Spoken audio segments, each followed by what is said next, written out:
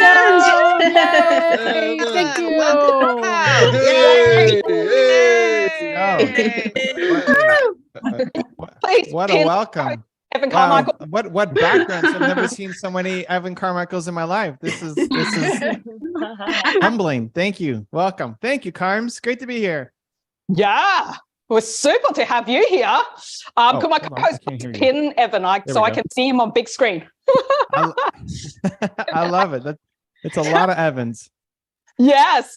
You know what? I didn't ask them to put that up. I don't even know where they got it from. I jumped in and it's all over. So they love you, man. Oh, who's the secret organizer behind the Evan background? Somebody figured this out. Christina. I'm thinking it was Christy. Bonus pack, was it there? Because I don't think Christina. Let's go, Christina. We love you, Christina. Thank you, Christina. Evan, I know you want us to jump right into the question, so I'll do that. I got your pack earlier. All right, so we'll dive in. I was telling them, I'm like, we don't want the soft questions. I'm like, we're getting married straight away. David, go right. That's what we want. That's what we want. So, Evan, at what point of your entrepreneur journey did you realize you needed a team around you? Like, how many team members do you have currently? I've got some feedback if someone can mute themselves. And because I'm at I really need help, and I'm thinking, what is that? When do I know to hire a team? What was that like for you? How many team members do you have now to do all the work that you are doing? Because it's just insane. It's blowing my mind. There we go. Well, the feedback is gone. I hear you. Great. This is awesome. And you think about team and like, well, look at what Christina did to help all of us, connect with the same background. That's great. Who was the first person I hired on my team? The first person I hired was not in this YouTube business, but way back in my first company. And it was for 1 hour a day. And I hired him to do 1 hour of work a day, because it freed up about an hour and a half of my time per day. And I think, honestly, as soon as you want to get somebody to help out. It does a couple things. One, it really helps to not be doing this alone. Like, it really sucks to do everything all by yourself. Just the emotional, you guys have each other, which is great. Like, join a group, join a community, don't be alone. Because it's really, really, really hard to be an entrepreneur and do it all on your own when all of those insecurities and fears and doubts and like, I'm not good enough. And I was so dumb for starting this. And what was I thinking? And right. So it's nice to have somebody who's doing this with you as opposed to you doing it all by yourself. Plus, it's just smart in that you don't have to do all the work, that you can delegate some of the tasks away to focus on whatever's more inside of your passion and what you love and what you can, charge more for as well to build your company. I'm a big believer in starting small. I love hiring for an hour a day, a couple hours a week, because you don't have to wait until you have enough money to hire somebody full time, so you can bring somebody on sooner. And it also helps you learn how to be a good manager. Like, I don't know how many of you learn how to manage people. I never learned how to manage people in my companies. Like, I didn't really have a job for very long. So I never learned how to manage people. And we think the myth going into entrepreneurship is, oh, I'm going to hire somebody. They're going to take away all my problems and then I can focus on this stuff. But like, no, you have to train them and you have to care about them and you have to want them to grow and learn and improve. And so if you don't know what you're doing, your first person is probably not going to stick around for very long. If you look at most companies, look at employee number one, that person's not there years later, not because the employee sucked, but because the entrepreneur sucked. They don't know how to manage people, don't know how to hire, don't know how to train, don't know how to lead. And so start getting your practice early in a really low risk environment where somebody's only working a couple hours a week with you instead of it being like a full-time thing. So I'm just a big believer in hiring as soon as you can, even for a couple hours a week. We now have 50 people on the team. So we've grown quite a bit since the beginning.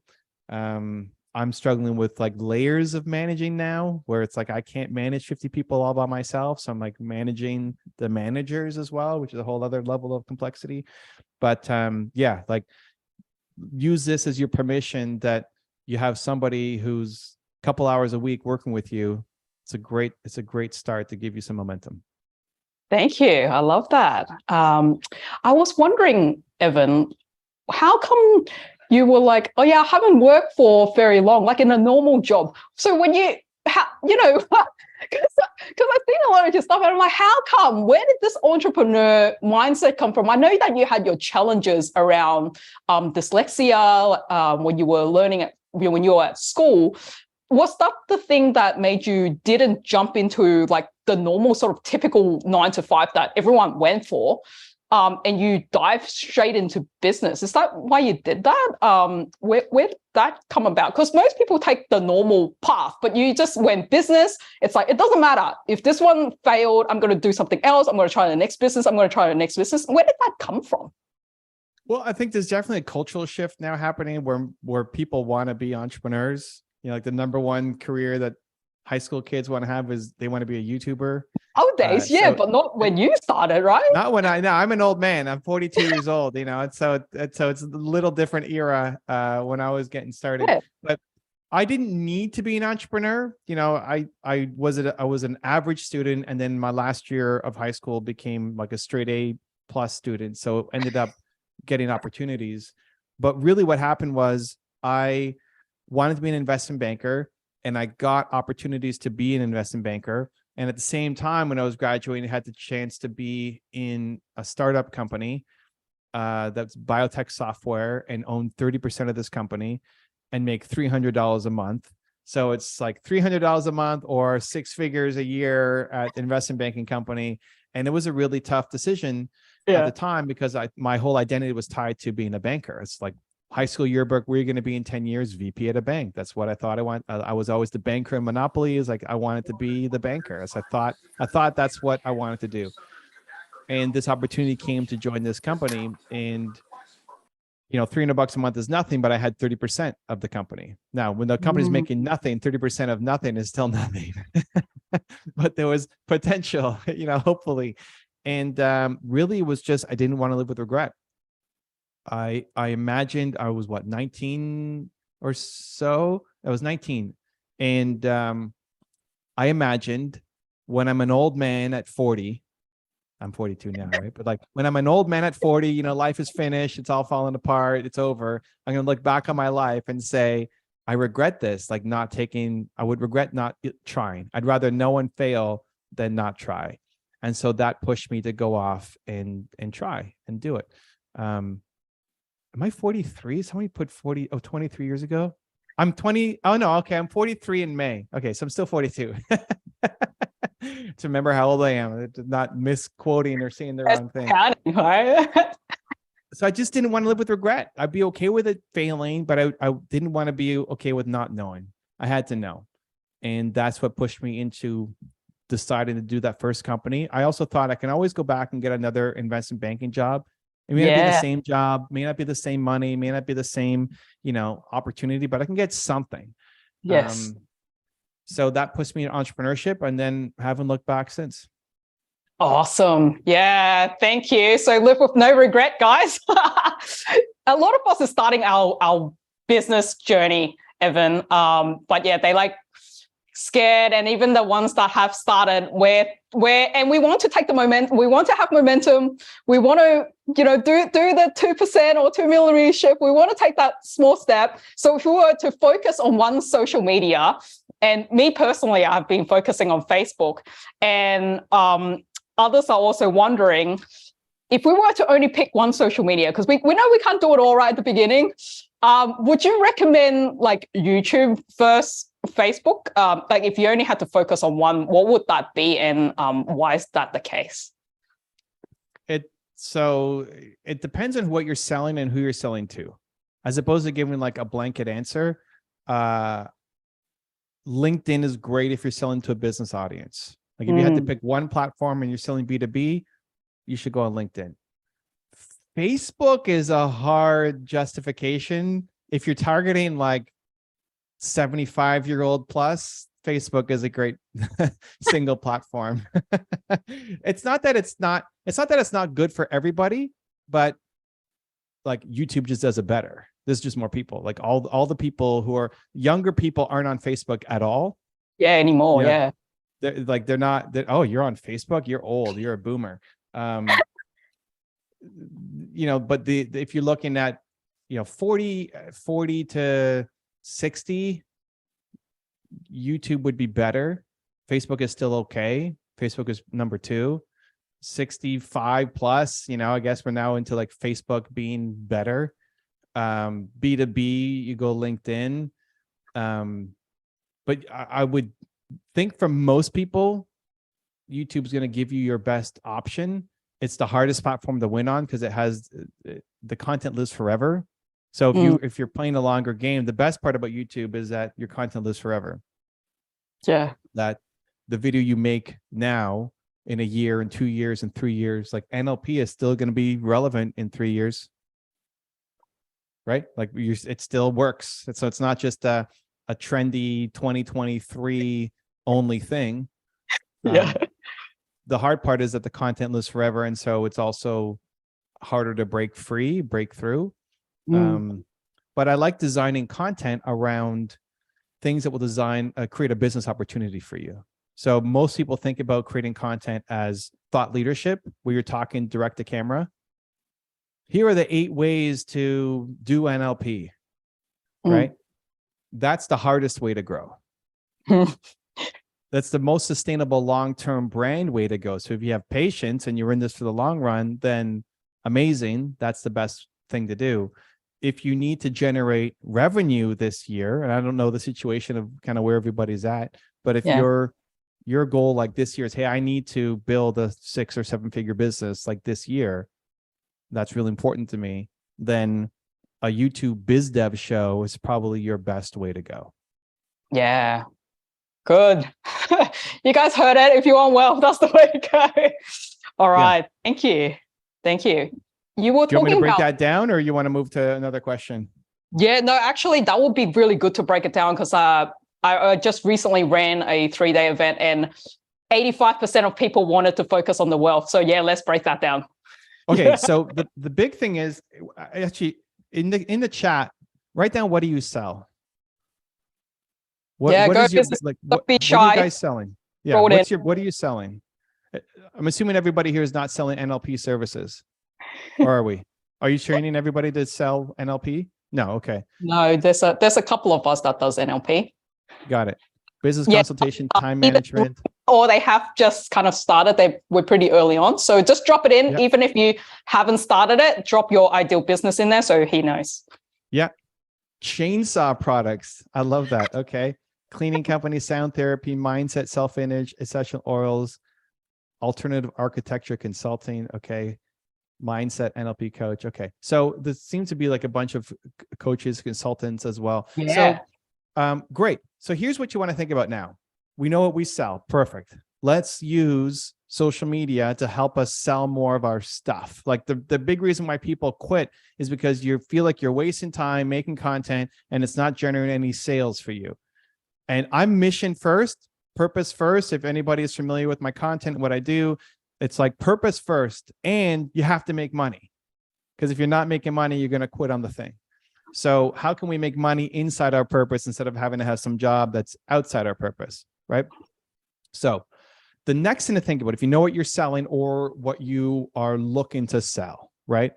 Next is, who are referral partners for us? So actually, Carms, if you look at your business, like, who are the types of people who refer clients to you? Oh, so the students that's either done my program or people in my book club that has come to know me and it's like, Carms is awesome, do her thing. Awesome. So like, customers will always be your best referral source. Outside of customers, are there sales coaches or marketing consultants or VP of HR at companies? Like, who are the types of people who might refer clients to you? I haven't gone down that path, Evan. I have this fear about like it becoming this affiliate. I really don't like the whole MLM or affiliate thing. Like I just have like this, I just don't like that so much. And I think that's like my own judgment on that. As soon as I feel like someone gets a cut of this thing, so I only offer the referral to my existing students. Like you have to have done my course, know it's awesome, you can vouch for it, then yeah, I love to share that win with you. But I don't have people that hasn't done my thing going, yeah, buy Calm's thing, and I give them a cut. How do I get past that? What's your recommendation on it? Because I want to be authentic about it. Yeah, well, for sure. Like, don't do anything that doesn't feel authentic for any of you, right? Like, it might be the greatest strategy in the world, but if it's not, it's important to say, like, is this just a fear or is this against my core values?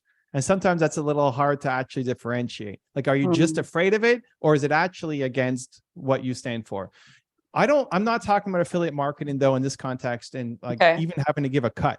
Just who are the types of people that you want talking about you? So if you're selling, and all these people here, if you're selling life coaching, if you're selling NLP coaching, if you're selling whatever products and services that you have, start to think about who are potential referral partners. Not that they take a cut of anything, just that if they know what you sell, you can potentially bring value to their clients. So does NLP help with sales? Does NLP help in entrepreneurship? Does NLP help with human resources? Does NLP help with presentation skills? I mean, yes, to all of it. But where is, Carm's like, yep. And yeah, totally. NLP it's like, helps with all that stuff. Yeah. So is there an area that we want to focus on? Like, who are the best types of people that we would love to have take our program or that we're focusing on, and then think about who are the people who can make introductions for us into those ideal clients, not taking a fee, not saying like, hey, I'll pay you 25%, but just if they knew who you were. There's some people who just, if they know who you are and what you do, they might tell their clients about it because it's beneficial to the clients. Right. As you're saying that, it's starting to connect some memories in my head where someone's like, they manage like a massive real estate, for example, and they're like, I need people to be able to sell better, to gain rapport with people so we can, give them the best home. So, and I didn't take any action on it. And you literally, when you're talking about that, I just remembered that conversation. I'm like, oh, that's the kind of thing Evan's probably talking about. Yeah. Okay. So let's dive into that. And to Pauline, it says just the goodness of their heart. It's not the goodness of their heart. It's because it actually gives value to their customers. It's like we share common customers. So let's use real estate as an example. There's the broker and then all the agents underneath. And the broker wants their agents to be great at developing rapport and building their book and all the sales techniques. Perfect. Knowing, the broker is always looking for new technology, new tools, new trainers, new systems that would make their agents better agents. The brokers knowing Carms is a good thing. The broker might pay for the training for the agents, or might just recommend, if there's a new agent who's getting started and is struggling to build rapport, you should take Carms training. Yeah. Not like because they get a cut. They don't care about the cut. They don't care about 25% of whatever the membership fee is. They want to sell more houses. Yes. And your training helps them sell more houses.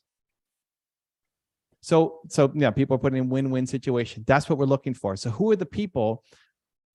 The brokers, for example, are dealing with so many new agents coming in all the time that if the broker knew what you did and the broker loved what you did and you can get results for their agents, the broker is going to start sending every new agent your way.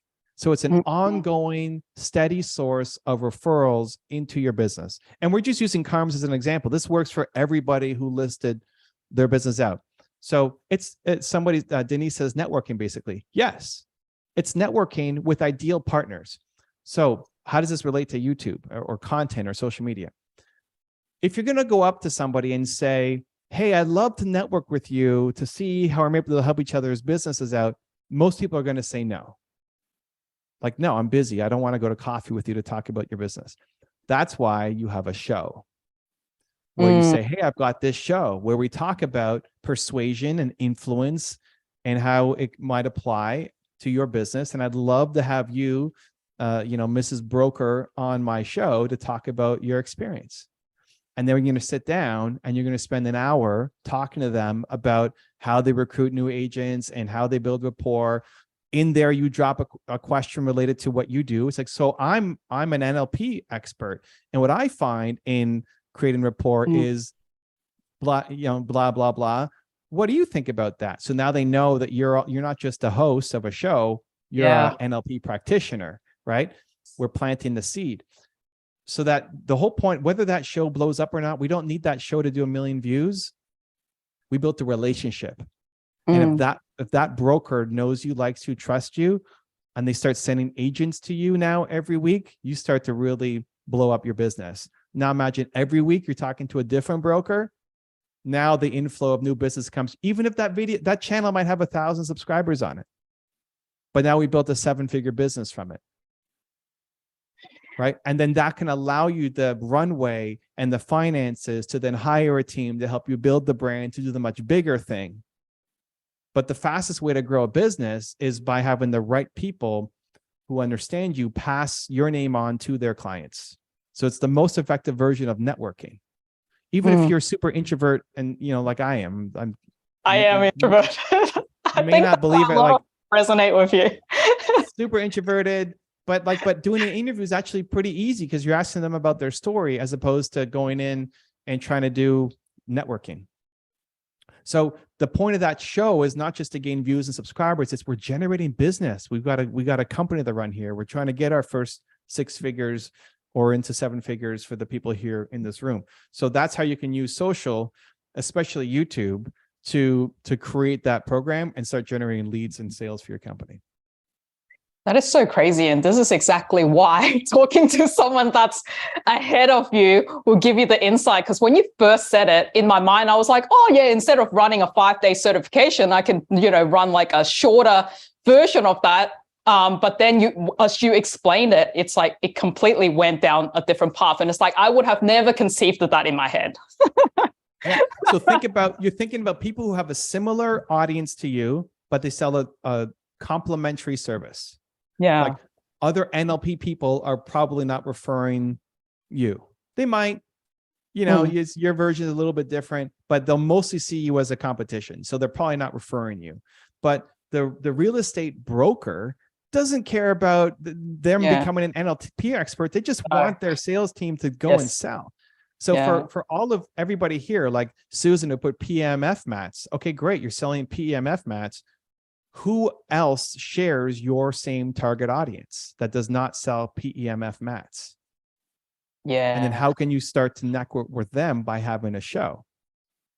Hey, Evan, like the people that's around us is so important, right? Like for you, now that where you're at, are your closest people like thought leaders around you? Or do you have like, friends from, that aren't entrepreneur at all, and they quite different? What are they like? The people that are really close to you beyond your family. I don't really have friends. Come on, man. I'm an introvert. I have my wife Nina. She's amazing, and that's it. I mean, I have some. You know what? Shah Rukh Khan said it great. He's I don't even know Shah Rukh Khan. He's like the king of Bollywood, and I wrote about him in my last book. And he said something that really connected with me, is that I connect with people through the work. So like in doing the thing together, that's why I love connecting with people, but through the work. So his actors, like he loves them and he loves hanging out with them. But then when the movie is done, he's like, hey, come over to my place to celebrate. He's like, no, I don't want to do that. It's like the work is done, right? It feels really, I don't know, maybe it feels very crass, and like I love you. I love people, but I don't want to just hang out and watch the game or just have a barbecue or something. I don't know. It's like I connect with people through the work. Right. Because I kind of struggle the balance between like work and my life. Like it's just so integrated into one. But you're saying yours is pretty distinctive. It's like when you're doing work is there, and then once that thing is done, you mostly spend your time with your family. Because I noticed you don't need to show a lot of your own personal stuff. The things out in public, it's mainly around work. Yeah, I mean, I don't see it as work and then personal. It's all like, what is this? Is this work? I don't know. I guess, is this work? Yeah. It's kind of work. Is it work for you guys? I don't know. It's not really work for me. It's just on purpose stuff. Yeah. But it's just, I don't like hanging out. I just don't like hanging out. I don't know what I would do. You know, I don't know what to talk about. And maybe I'm just a weird Canadian. I have no idea, but that's really cool. No, I think that's really inspiring for a lot of us introverts. It's like, we don't have to, you know, try to connect with everyone and be super social. I think that's one of the biggest fear for a lot of the guys here. Yeah. Like if I don't hear from you in 7 years, for 7 years, and then you come back and say, hey, Evan, you want to come back on our, you know, Excel Mind again? It's like, yeah, Carms, that was great. We had a blast 7 years ago. Let's do it again. It's like, you're right back into it right away. But I don't like sending, hey, Merry Christmas, or, you know, I don't know. Maybe that's my own thing. But that's so cool. I know that, you probably have to jump off pretty soon. I know, we love that nail picture that you had, like of doing the things that is like hard or scary for you. What was the last thing you did that was like that, like another scary thing, and you like just took the leap? What was the last thing I did that was scary and took the leap? I just came back from 6 weeks in the US. And that already was 6 weeks away from my home and my routine and my usual. And first day on my trip, I was hanging out with some friends, like doing business stuff. And Jay Shetty said, people who are creative, they're not necessarily that much smarter than you. They just embrace more randomness. I don't know if you guys know who Jay Shetty is, but he's for sure. I'm actually flying to have dinner with him in the US soon. Great. He's on his tour now, actually. So this is just before he went on his tour. So embrace more randomness was the message, that if you're in an echo chamber, if it's just me talking to Pauline and Pauline talks to Suzanne and Suzanne talks to me, we're just all repeating kind of the same stuff to each other, right? But if we're in different circles and taking on different things, then it allows you to be more creative, not because you're so much smarter, but you're just taking you're embracing the randomness and taking in more input. So when he said that, it's like, okay, I just started this trip. I'm here for 6 weeks. I'm going to embrace the randomness.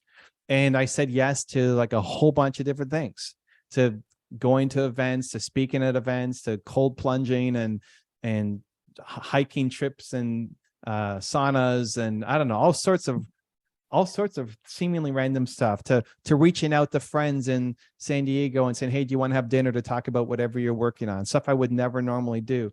And so that was very scary, but I'm a big believer in idea to action. Like Jay said, that message, it landed for me for some reason. Instead of judging the idea, it's like, okay, you know what, I'm going to embrace the randomness for these 6 weeks and see what happens. And I think if you don't have anything in your life, you know, you look at your calendar, if there's nothing in there for the next 3 months that scares you, that makes your heart like beat. Boom, boom. Yeah, then you don't like your life, right? It's like you're just photocopying the same day over and over and over again. And so now entrepreneurs here, there's always something that is scaring us, that we're stressed about, anxious about. So you don't really have that problem. But yeah, just that message of embracing randomness stuck with me. And it was probably just came back from doing that, and that was scary. Oh, Evan, before you jump off, we got to take a screenshot together because we really want to take momentum and your flex the X. So we're gonna do one of these. Can we go back to gallery mode so we can see everyone? All right, gallery mode, guys. Okay, cool. All right, ready? I'm just gonna count it down from 3, 2, 1. Gallery mode. We're doing the X. Ready? 3, 2, 1. Yeah. Done. Awesome. Thank you. All right. Awesome. Thank you, Evan. We appreciate. When are you guys done with the book? What have we book? When are you guys done with my book? What do you mean? What have we done with it? No. When are you done with my book? Oh, we're done in we've got till the rest of the month. We're still going to be reading it. Like, so my book club, usually I actually meet with them weekly. So we've been going through the book. We've just been trying to go for it like quicker because we were reading David Goggins' book earlier. Okay. When you're done with the book, we'll do a round 2 and we'll bring questions from you guys I want you guys to come up with some questions to ask based off of what you've learned in the book or didn't quite make sense. Okay. Oh my God, amazing. Thank you so much, Evan. We love you. Just message Sandra. Yes. Carms, keep Sandra, my assistant, and she'll set up the time for us. Got it. Thank you, Evan. Okay. Thanks, Thank you, guys. Evan. Happy reading. Good luck. Thank you, Bye. Evan. Bye. Thank you. Thanks, Evan. Bye. Thank you. How was that, Thanks, guys? Evan. He's coming back. He's coming back. Coming back. Thank God you Amazing, stuck the last guys. question in. Awesome. You guys did a great job. Good question, That's Carms. amazing. We did it. Best book club ever. Anyone He's seeing himself. Yeah. anyone Good. you want to share how that experience is for you before we jump off? I know if you're in Australia, you probably have to go to work. So I if have you to need go to to jump work. off, jump I off. have to go. If you need to jump off, don't tell me you have to go. Just jump Bye. off. Feel free. If you want to share and you thought that was amazing, please share. That was so amazing. great. I want to share Sure. something separate from the book club, but I want to share something about Carms. Can you put I your hands love up? watching. Oh, Frank. Okay, Frank, go ahead. I just wanted to say that what we're observing in this room is the future, as in people love people who love what they're doing. So we see Carm, she's on fire. She love this shit. Excuse my language, but my God, did we not just get value out of not only Evan, but like the way Carm's approached that, all the knowledge that we're getting in books that you guys are reading together.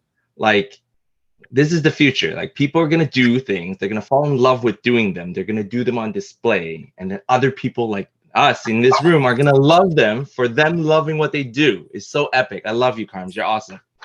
Carms is amazing. Thank you, Frank. Christina. Yeah, just shortly, we had rehearsed and we are we are the best book club. We are the best book club ever. Yeah, we are the best book club. But the funny thing is, in quite a few minutes, we actually ended up with this background, and it was fun to see his face. Yes, he loved He it. was, what? Yeah, execute the But we idea. could surprise him, so he know we wanted to hear from him. So that's a good thing. Yeah, that was that impulsive creative thing that he was talking about, actually. Totally. Yeah. Anyone And else? we did it as a group. We did do it as a group. Yeah. And he's so encouraging. He made sure, the person that got it, got a credit and he enjoyed it. I love it. All right. Who else got shares? Put your hands up. Let's hear it. Sorry, Seneca, is it? It's Seneca. Seneca, let's hear it. I had chills by the end of it. I don't want to get teared up, but like those of us who have these limiting beliefs, like I might be dyslexic, I might be kooky, I might be autistic, I might be ADHD. He released that weight from me like instantly. I just released it. And secondly, this is the best book club and you are incredible. You're Thank you. incredible. I've been quiet in the group, but I am falling in love with every single one of you guys. The passion, the fire, the energy, the dedication. You guys have all made a difference in my life, even though you haven't seen it. Oh, thank you so much. I love that share. Thank you. John.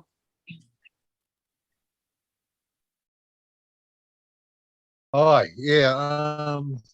Just wanted to say I'm new. This is my first time, and I absolutely love Welcome, it. John. Newcomers.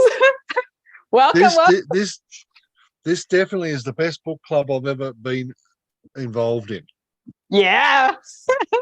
And honestly, I think I will go and read this guy's book because Evan's book, because I think it's it's very awesome what he's done, and actually having someone that you can ask the questions of the author is amazing. And yeah, I love books. I typically read a couple of books a month, so I'll definitely squeeze his one in. Yeah. And yeah, I'd love to join you guys again for the second interview at the end of the month. We run it every week. So the book club is on my Tuesday, 8:00. so Sydney time. Oh, okay. We actually only started reading his book last week, and we've got him in because it was very short notice. So we were going to start reading it. And then I thought we were going to get Evan more likely in April. So we actually thought, oh, we'll put the book on hold. We'll start reading David Goggins' book. Next minute, I get this amazing news in my inbox. I'm like, all right, guys, we're back to momentum. Let's read this. So it's really cool. He's actually coming back for a second time round. So yeah, let's jump in and let's read more of it together. As well as on your own time. Awesome. Thank you. Sharon. Hi, everyone. Hi, Carms. Thank you so much for this. What an opportunity. I found it all through Pauline just recently. Thank you, Pauline. Okay, Pauline, sharing the love. And thank you to Christine for the background, even though mine is phone and That's okay. Don't worry about it. Yeah. But I want to add to what Seneca said. You are more than your label. I teach and I coach families, and labels, you know, you can blow those labels out of the water anytime you choose. So, absolutely. Yeah, be you, be proud of who you are, and don't let anybody put you in a box. Yeah. Woo. Love it. Thank you, Barbara. Thank you. Hi, like John, I am a first timer with the book club. Welcome. I love seeing you. It's so beautiful. I love it with the camera on and interacting with me. It brings a lot of joy, more than you probably know. So sorry, continue. No, that's all right. Thank you for the welcome. So I did message you, I think maybe a couple of months ago, because I was in New Zealand and I moved back to Sydney last week. So I was there during lockdown. And this is the first conversation with the authors that I've actually been able to attend since I'm back in the country, because I was working. And yeah, the value that I got off it, I was trying to write notes on the side while I was listening as well. So there's a lot of empty chats spaces in the chat, just because it ended up switching screens. But yeah, the value that I got from it and the energy that you've brought to the conversation cams and everybody else, it's just amazing. I put in the chat, I was in banking for 15 years, and then with the Royal Banking Commission here in Australia, I kind of ended up moving out of banking and thinking, what the hell am I going to do?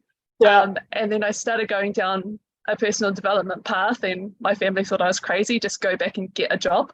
And so meeting like-minded people on this forum that I'm actually able to attend in person, I've just grown so much value and a lot more enthusiastic than going back into a well-paying job, which, you know, obviously brings in the income, but then the value that you get within yourself, it's not always there. And you lose it, I found, by trying to go back into full-time 9-to-5 work, or ends up being a lot longer hours. That myself, I felt my value was deteriorating slowly. And I'm like, oh, I've got to come out of this. So that's why I ended up leaving my old job in New Zealand and coming back here. And so I'm going to start in a couple of weeks, start back to do my kinesiology course, so I can set up a clinic, and again also help people and do YouTube clips and stuff. But it is quite daunting, I found, because I'm like, I know I could have started years ago, to put up a YouTube clip or anything. YouTube clips, because Evan's planted the seed in my head that I need to run a show on YouTube now. If you got design skills, you're good at YouTube, tell me, reach out. Just do it. And so it's given me a lot more confidence as well, because when you have every other person in your head going, oh, that's not the right path, and you're not making any money that way. It's but you're following your heart and your soul and your intuition and your gut, rather than just doing and being on the cycle and the rat race sort of thing. So yeah, I've found so much value. I'm very, very happy to be joining. And I will have to go find the book today and start reading it. For everyone else, I'll send an email at the end of it. So if you haven't got the book yet and you want to buy it, Evans did send me or Evan's team sent me the link for Amazon. That's probably the quickest way. And I'll update the YouTube with the details as well. So you guys will see it there. Thank you, Pauline. Whoa! Very good. What a way to start the morning. Oh my gosh. By the way, before you start, thank you for sharing it. So obviously some people is here because you shared it. So yeah, thank you to everyone that, saw my thing, saw me going crazy on social media and helped me share it. Like every person that does that does make a difference. And everyone that's on the call, this may just change that person's life. So absolutely, from the bottom of my heart, thank you for people that do that, that are on my mission, helping lift each other up. So thank you, Pauline. You're welcome so much. Like, I just love seeing you rise. And like, I always felt like an alien. Like, I don't really overly socialize with people. And I've been having a tough time with my own stuff with long COVID and stuff like this. And every time I'm here, I feel so smiley and happy. Like, you overcame the tech stuff. You got your team behind you, like everyone's here, like it's just a beautiful positive energy, and I'll do whatever I can to support whenever. So bless you. Thank you so much. And to everyone here, thank you so much. Thank you. Jewel. Yeah, I think following on from that, I just think, as you say, did your 3-day dream to reality, and then literally read the Momentum book, and I just put this straight into action. Yeah. And Yay! And I've been sort of posting videos, and it's all been quite sort of out there for me. But also just as I think I posted earlier, just you want energy, hang out with energizers, come to Carter's Book Club. And I know one of my friends is on this call, so yeah, that's great. As you say, every person that we can spread this sort of energy out to and lift up is a positive in my view. Amazing. And I love that Jewel, for those of you who don't know, when she's like, I love hanging with Energizer. So we read this book called, is it Energized? It is Energized, right? Energized by Simon Alexander Ong, and he came in. So the author himself came in. Thank you for holding it up. Yes. And that was one of the lines in there. Hang with Energizers, not drainers. Big takeaway, right? That will make a massive difference. So thank you for feeding in, what we've learned. So I know, I'm like, yes, people are learning. They are reading the book that's recommended. Yeah, the knowledge is not just there, but it's really coming back out. And hello, Henry and little baby, we see you. Sharis. Hey, so my 21-year-old son, I invited him to listen, and he'd like to say something to you guys. Oh, okay. Yeah. Hi, everyone. I'm Sharis' son. I'm JT. Hey, JT. I'm not like I'm 21. I might look like I'm 16, but me and my mom, we have like our own mini book clubs, and like we read Atomic Habits together and stuff like that. And I'm also kind of like delving into internet money, is kind of like what my generation calls it. But what I really wanted to say is how cool it is to see the older generations like really trying to take this opportunity, because a lot of older people, like they're just kind of content and like they're cool with what they're doing. But like to see you guys doing this, like you guys are so unbelievably ahead, and like it's honestly just kind of inspiring for me. And like the energy is just so unbelievably contagious. Carms is fantastic. My mom always talks about you. But like it is seriously so cool to see this kind of energy, and you guys have a fantastic community. So I just wanted to say that, kind of like an outsider perspective, but this is seriously cool.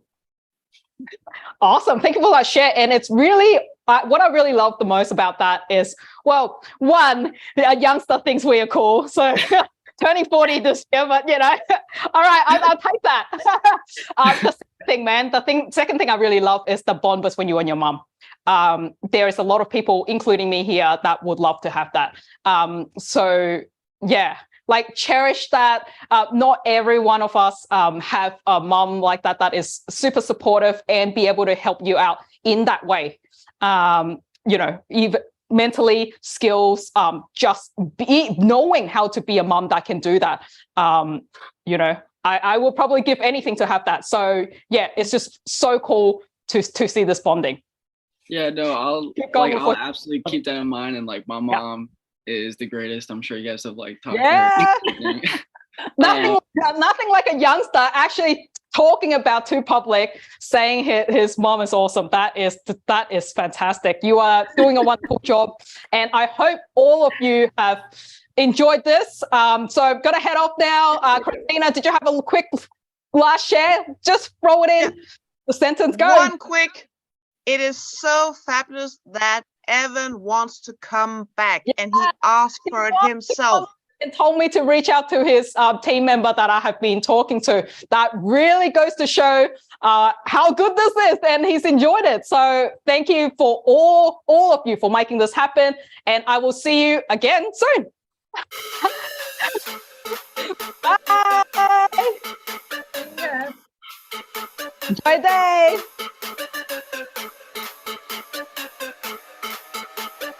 Hi, guys. Bye. Thank you. Bye. See you on Tuesday. Woo. Have a lovely day. And have momentum. That's all you need.